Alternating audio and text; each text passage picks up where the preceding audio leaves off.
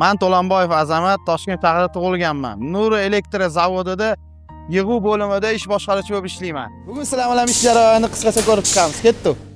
Erzin yig'ish jarayonidamiz. Bu jarayon bizga bir kundan 1,5 kungacha vaqt oladi odatda. Buyurtmalarimiz ko'p bo'lganligi sababli 2-3 kun vaqtimiz o'tdi. 3,5 yil oldin oddiy ishchi lavozimida ishchi boshlaganman. Hozirda mana Xudoga shukr 10-15 ta shogirdlarim bor. Ustozimdan o'rgangan bilimlarimni shogirdlarimga hozir o'rgatyapman qo'ldan kelgancha. Kompaniyamizda ishlash yoqadi. Kompaniyamizda ishlash yaxshi. Zavq bag'ishlaydi.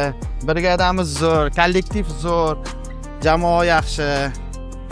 Jamoamizda futbol musobaqalari bo'ldi. Chempionatga faxrli 3-o'rinni oldik. Qiziq ishlash jarayoni ham komandamiz bilan bir oiladek bo'lib ketganmiz, kollektivlarimiz bilan. Umuman olganda Nur elektrik jamoasini bir qismi bo'lganimdan xursandman.